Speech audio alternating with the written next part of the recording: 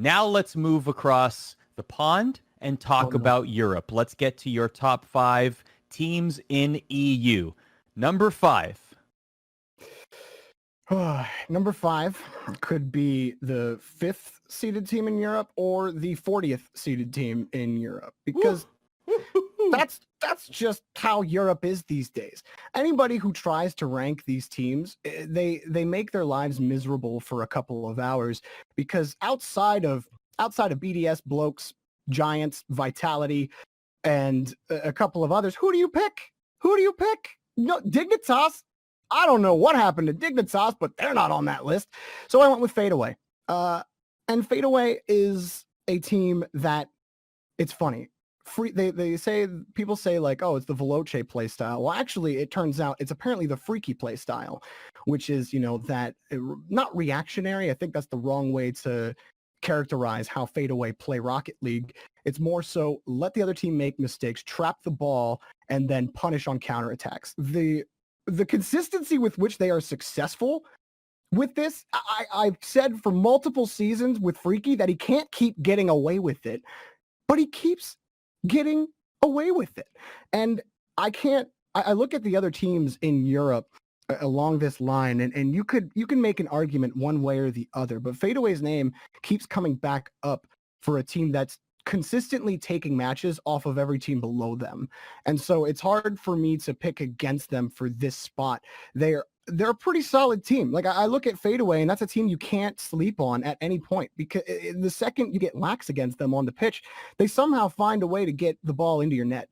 And it's something that's actually really impressed me with Fadeaway. I think that play style, they have the ability to evolve, and they've shown that they can play aggressively when they need to. But I think that they need to find that more often. They need to switch to that more often. I think if Fadeaway can start implementing more mix-ups in how they approach the game, they can really help keep teams on their toes whenever you see them behind the ball.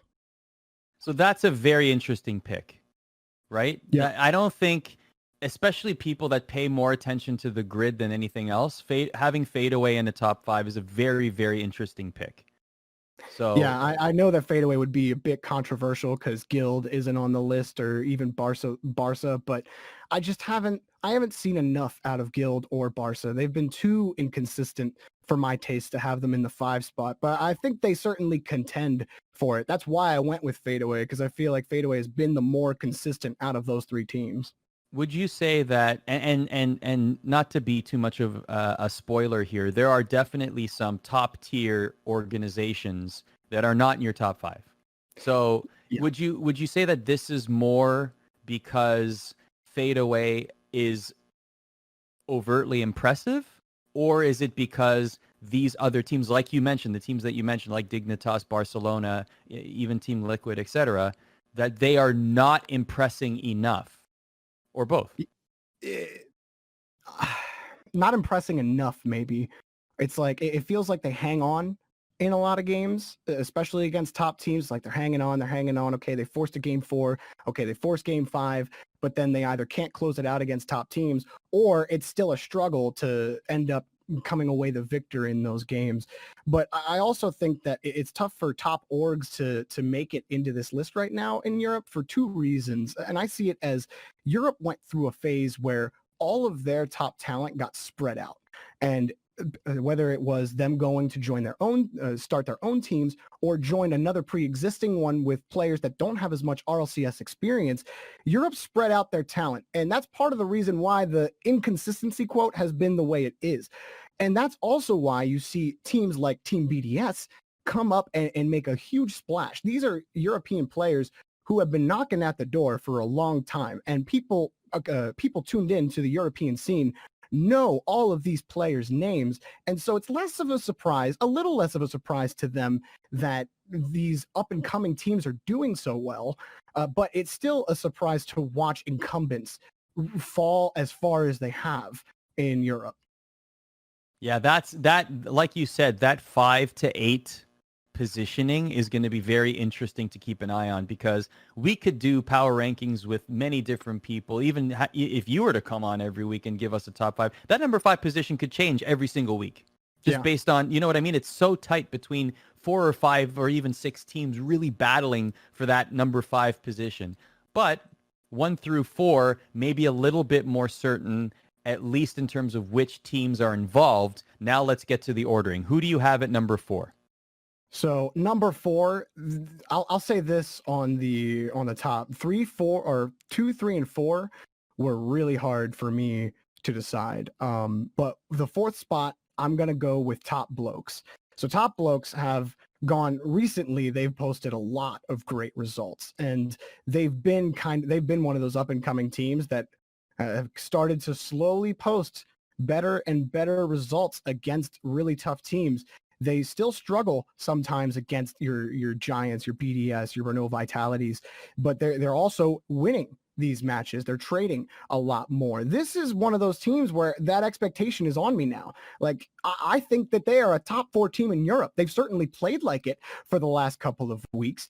Eventually, you got to say enough is enough. You can't stop doubting this team. You can't have them outside of this top 5 anymore. The Top Blokes are here to stay. This is such a solid team, and to me, it makes me happy because I've watched Flame and Casio struggle for a while, whether it was on Triple Trouble, on Veloce, or like the whole way back on Team Secret, Flame's first appearance in, I think it was season 3 of RLCS. And I always loved Flame as a player. I really enjoyed Casio as well. Those two have become so much more prominent on a roster that features Archie, an up-and-coming player who is definitely their splash player, but it's also opened up Flame and Casio's game so much more. Casio's one of the best passers in EU. And at the end of the last regional, I was saying, I'm not sure if there's anyone better than Casio at passing the ball in Europe. So absolutely the Top Blokes get my number 4 spot. Do you think they stay Top Blokes much longer? I mean, in name. Does an org sweep them up at some point? I hope so. I hope an org picks them up. They deserve to be picked up. There are a couple teams that I'm hoping orgs pick up that have been performing well for a while. But I imagine if they post solid results again in grid, if they aren't in org talks already, they'll start then. That's for sure. Who's at number 3? Who's in the middle of your list? It's Vitality. And this Vitality is the toughest team for me to figure out because in the same line of Dignitas, when Vitality and Dignitas were considered the 2 best teams in Europe not that long ago, I have this expectation for Vitality, a Space Station-like expectation. And maybe I'm wrong. Maybe I'm wrong that I'm doing that. But to me, this roster has proven time and again that they deserve to have that expectation put upon them. I mean, have you seen Alpha 54 play? And against one of the best players to ever grace the field of Rocket League in KDOP and Fairy Peak? I honestly, they just haven't posted the results. New teams have gotten in this team's way. BDS, the Giants, the Top Blokes. These teams are trading off of each other constantly. But Vitality, they've been on the losing end of that more than they've been on the winning end of it. It hasn't been by a high margin, a very slight margin. But other teams have been performing so well that Vitality just moved down on the list by principle because other teams moved up. Any concern whatsoever that Vitality missed the playoffs in week 6 of the grid? I don't think there's a concern yet. I think if there's multiple weeks, for me, it's once is an anomaly. Twice, that's a pattern. 3 times is a trend. I kind of go by that rule whenever I'm watching Rocket League teams play. And that's my rule for Vitality. NRG at the very beginning of the grid season, they lost to Sonics. I think it was 3-0. They got swept by the Sonics, which was, I don't know how that happened. But Vitality, they're afforded one miscue on a grid week before I'm hitting the alarm button going, what's going on with this team? Yeah, Scrumptious Biscuits, very good point in chat. They did win the previous week's grid. They also won in week 3, and they were in the semifinals in regional number 2. So I was just curious because when you look back on it, especially Vitality, a team of that pedigree, it would just be a very uncharacteristic result for them to have, to miss a playoff in any tournament that they participate in. So So I guess I'll ask you again, Jorby, if it happens the second and third time, and then we'll notice if that ever does become a trend. I'll definitely think about hitting the panic button if they don't make playoffs next week. Fair enough. I'll think about it. Speaking of teams that are habitually in the playoffs of any major EU tournament, let's get to your runner-up. Yeah, so my runner-up, it has to be the Vodafone Giants. This is one of those up-and-coming teams that have taken Europe by storm. One of the fastest teams in the region, and they deserve every bit of credit that they've gotten. Their results that they've posted lately, they've been awesome. Like this team came, for me, the Vodafone Giants, I know that there are some Giants fans out there that are like, I always knew that they were going to be so good. I always knew they'd contend with BDS. No, you didn't. No, you did not know that at all. How could you even say that? But I love it. I love the passion. Our European fans, I think they get attached to all of their teams, orgless or organized, if you will.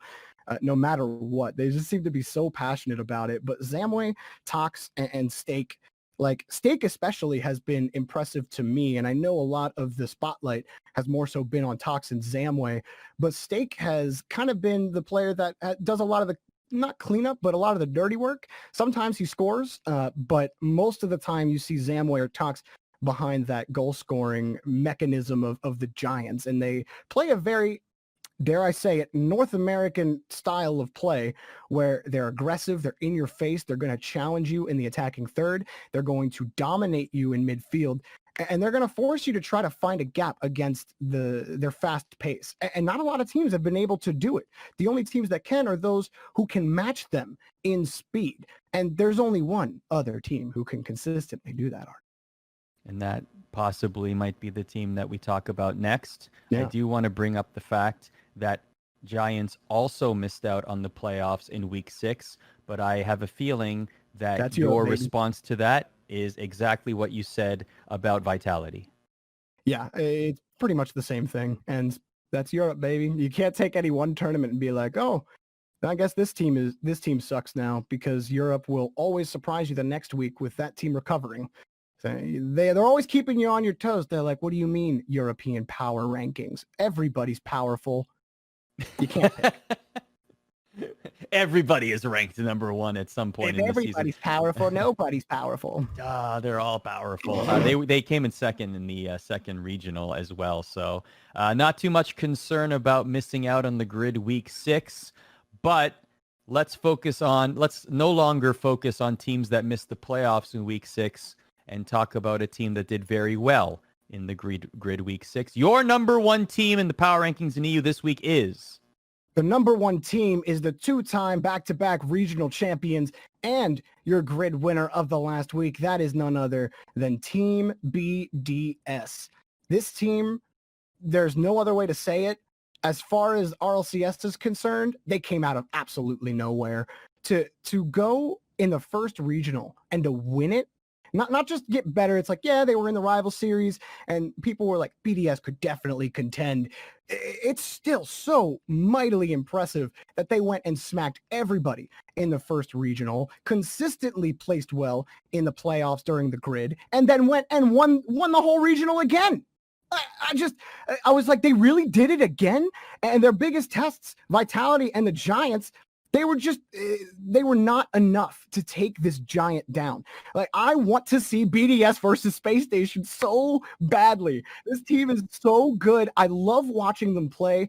Anytime I know BDS is playing in the grid, or if I'm not casting them in the regional, I'm making sure that I have that tuned in, the volume up all the way, because I get so in to every series they play in. They're so fun to watch. They're ridiculous. Extra had a season with iGnite and Tigray, and he didn't really have the best performance in his inauguration in the RLCS. But then he's like, yo, Monkey Moon, Mark by 8. You guys are sick. I played with you guys way more often in the bubble. I'm going to queue with you guys, and we're going to win. And guess what? They have.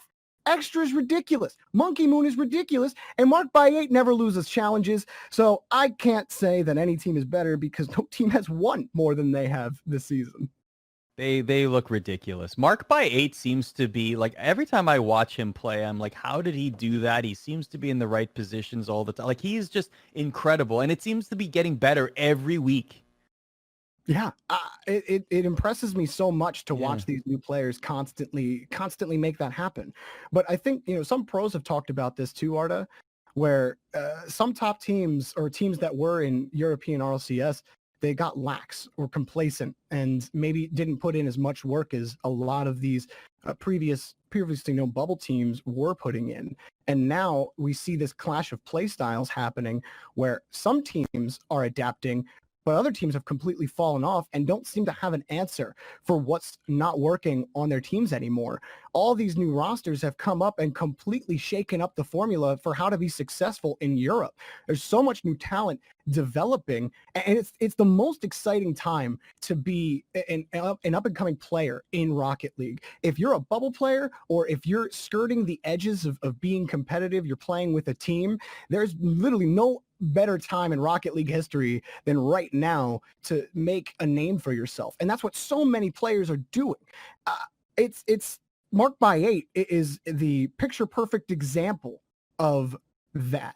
I don't have anything more to say about it, man. BDS are sick. In the chat, Smogger77, going back to what you were saying about, I wish we could see BDS taking on Space Station and, a fictional world situation. He says worlds are so missed with both regional shakeups. I will say this, and this doesn't just stay at Rocket League, obviously. This is all of esports, but like one positive consequence of social distancing and having leagues online is that we are forced to let these storylines percolate, which in a way is a very good thing, because by the time we get to a situation where it's safe enough to do LAN and we get to see those matchups, we will have starved for them by that point. Yeah, right? Like that next Worlds for Rocket League, like the next World Championship is going to pop off.